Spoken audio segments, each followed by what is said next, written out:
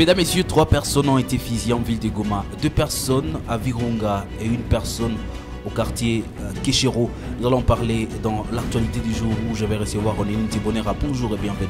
Bonjour Blaise Bassabossé, bonjour à tous les téléspectateurs. Que comprendre la situation sécuritaire dans la ville? Elle s'est désagrège du jour au lendemain après ce qu'on a vécu la semaine passée. On croyait qu'on va débuter un lundi où des nouvelles stratégies militaires mises en place par les autorités vont fonctionner. Malheureusement, c'était utopique. Des témoignages d'en suivre dans l'actualité du jour, mesdames, messieurs. Voilà tout pour les sommaires. Vous êtes nouveau sur la chaîne, abonnez-vous et on se retrouve dans la deuxième partie.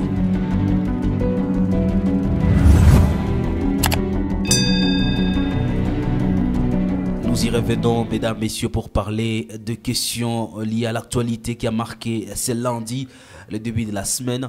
C'est également la ville de Goma qui s'est réveillée sous une vive tension. À Virunga, par exemple, on a tué 2 personnes, à Keshero une seule personne. Qu'est-ce qu'on peut comprendre de la situation à Goma? Nous pouvons dire que la situation devient de plus en plus incontrôlable pour les autorités actuelles. Nous avons connu une semaine précédente qui était très agitée, où il y a eu des cas de cambriolage, des cas de personnes fusillées, des personnes même qui ont été tuées, et l'on croyait que ce lundi devrait être un lundi de paix. Malheureusement, cette quiétude à laquelle on s'attendait n'a pas été au rendez-vous. Hier soir, selon le témoignage que nous avons recueilli de la part des habitants, il y a des hommes en uniforme qui s'apparenteraient à cet uniforme porté par certains éléments de la garde républicaine qui ont essayé de mettre la quiétude de la population à mal, et cela a conduit à ce qu'on appelle aujourd'hui ces crépitements des balles qui malheureusement n'ont pas été sans conséquences. Et puis on n'a pas eu la chance d'avoir la réaction de la garde républicaine, mais nous allons suivre quand même ces témoignages de ces jeunes qui a suivi de près la situation du côté Virunga. Ya magharibi kwa 19 mwe bora bajire banakuya bataingia munani mu Etats-Unis mu fasi tunachargera matelefoni. Sasa bakapiga masasi, tukwa tunaikala, tukwa tu nje, tukwa watu mingi mais tunashangala bakapiga masasi ovyo ovyo, maana tena hivi mbadu. Dada mwa mimi nasikia sasa alishakufa, mwe walipiga alipata mbale aseni wa mwofisi watu ya muona mais bakapiga masasi ovyo ovyo. Policier moya ndo alitokoa kudegoma, alipiga masasi yulu njo tuwakosa wandikia wapigwa 19 mwe. Ule dada walipiga papa mwa mguru bo hatuyue juu si wote tulitawanyika, me ule dada mimi nasikia walipiga mkumbu alikuwa apita wa mwofisi. Hiyo sama nimesikia saa asubuhi sasa chakufa mimi apia mwana osie sie tunapenda ye batufanyisie si haiko polisi nyo wana huwa watu ni bajeri karibu tuko na makaka karibu hivi sie tunapenda sie kama angalie hii situation iko na tupitia tuakamata en charge cette population. Revenons et pour parler de ces dossiers au-delà des faiseurs de mort qui continuent à faire dégâts en ville de Goma, c'est une question également des spoliations de parcelles de l'État. Le porte-parole du gouverneur réagit à ça. Alors, c'était dans une communication samedi où le lieutenant-colonel Njike Kaiko a tenu à fixer la presse autour de ces dossiers que nous avons abordés, je crois, dans l'actualité du jour, avec les mouvements citoyens Génération Positive qui ne comprenaient plus pourquoi, en plein état de siège, l'État est en train de se faire dépouiller petit à petit de ses lopins de terre. C'était une question, une façon pour Jimmy Nziali d'exiger des lumières, d'exiger toutes, je vais dire, les informations nécessaires par rapport à la cession des 10 mètres des rives devant la résidence du gouverneur civil, Carline Zanzuka Civita. Dans sa communication, Njike a parlé des fausses informations, soit disant que voilà, ces parcelles n'avaient pas été vendues et qu'il y a des documents qui avaient été établis là-dessus au nom de l'État, même abordant la question liée à ces lopins des terres qui se trouvent en face du gouvernorat de province. Il avait dit qu'il y avait un partenariat public-privé qui était, je vais dire, en exécution là-bas, ce qui expliquerait qu'il y a une clôture qui a été érigée. Mais peut-être avant de revenir sur cet ensemble de réactions après ce point de presse, occasion peut-être pour nous de les suivre.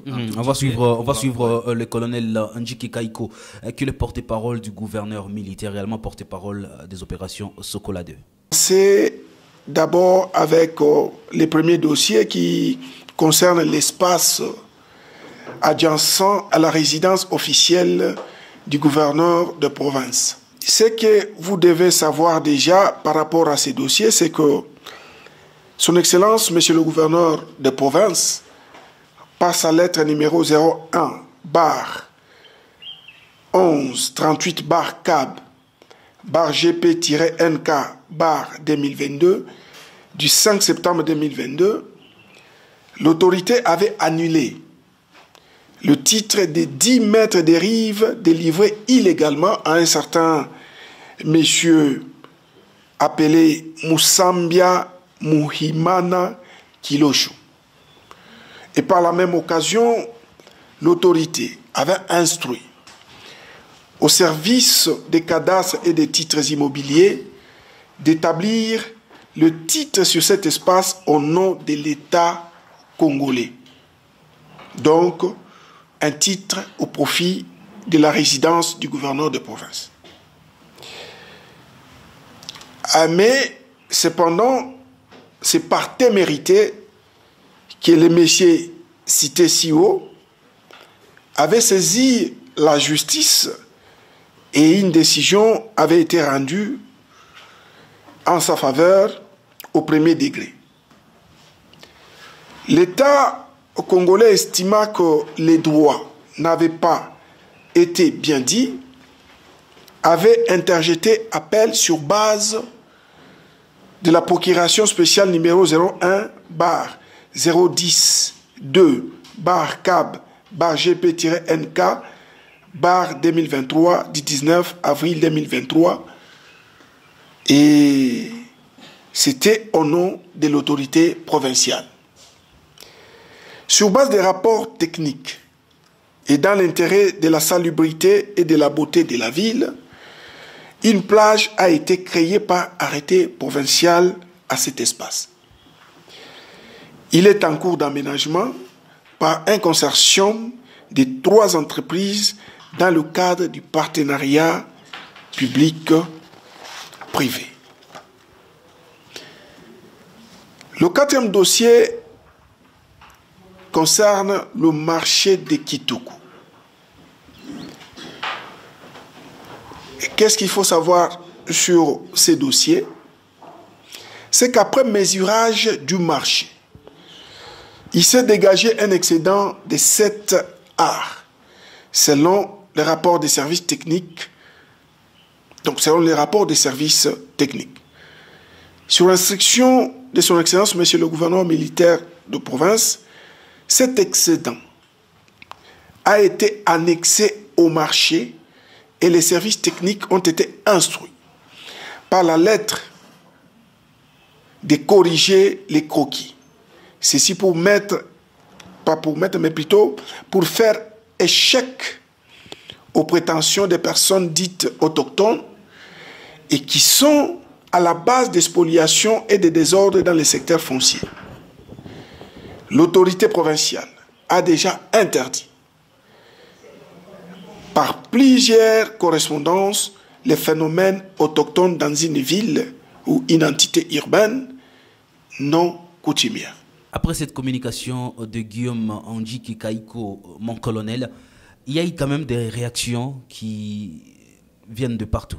Alors, dans notre liste, ou sur notre liste de réactions, nous avons par exemple Espoir Aspirine, qui est militant du mouvement citoyen Lucha RDC Afrique, qui lui demande au gouverneur de province d'expliquer à la population qu'est-ce qui motiverait par exemple la construction de la fameuse plage moderne à Goma, où les gens ont tendance à croire qu'il y aurait la complicité du gouverneur dans ces dossiers. À part ça, nous avons également le président de la jeunesse au niveau du quartier quartier, au niveau de la commune de Goma, lui qui ne se sent pas pressé à accepter ces propos avancés par Njike, lui estime qu'il y a plusieurs biens de l'État qui ont été spoliés mais qui n'ont pas été repris dans ce point de presse du colonel Njike. Et donc il faudrait que les gouverneurs ne puissent pas voiler la face aux habitants, parce qu'aujourd'hui on ne comprend plus rien. Il y a beaucoup de parcelles qui sont parties comme ça. Et même lorsque vous allez également chez Jimmy Nziali, qui est parmi les premières personnes à avoir alerté sur cette question de spoliation des 10 mètres des rives au niveau de la résidence du gouverneur, dans sa communication de ce lundi, il dit bon, écoutez, il n'est pas satisfait de tout ce qui aurait été avancé comme explication par le lieutenant-colonel Njike. Il pense que le mal est profond et que l'heure est venue pour que ces réseaux mafieux qui s'impliquent dans la spoliation des biens de l'État soient démantelés et que l'État congolais puisse être remis dans ses droits. Et également les week-ends, parce que il faut en parler, les Ouazalènes ont été finalement enterrés. Quel sentiment vous avez, Ronelli? Alors, il faut dire que déjà pour certains activistes de droits humains, c'était une très belle opportunité d'enterrer ses compatriotes qui ont montré, qui ont exprimé leur sens de patriotisme en cette période cruciale où la République démocratique du Congo ne cesse de payer le facture de cette guerre injuste imposée à cette dernière par ce voisin. Là, je ne vais pas dire, nommément peut-être le Rwanda. Et donc, enterrer ces gens, c'était une satisfaction parce que déjà ces mouvements menaçaient de manifester ce lundi. Ils accusaient l'autorité provinciale de ne pas débloquer suffisamment de moyens pour enterrer ces 3 compatriotes qui ont été tués à la prison centrale de Munzenze. Et en les enterrant, c'était une façon de les honorer parce qu'ils ont été enterrés au niveau de Macao. Donc c'est là à qui on a échangé et j'estime que c'était quand même bien fait de la part de l'autorité provinciale. Mesdames, Messieurs, fin de l'actualité du jour. Merci à Égide Massirika derrière la caméra, également accompagné par Shadrach Baougwere. On se retrouve très prochainement avec le même plaisir. Portez-vous bien.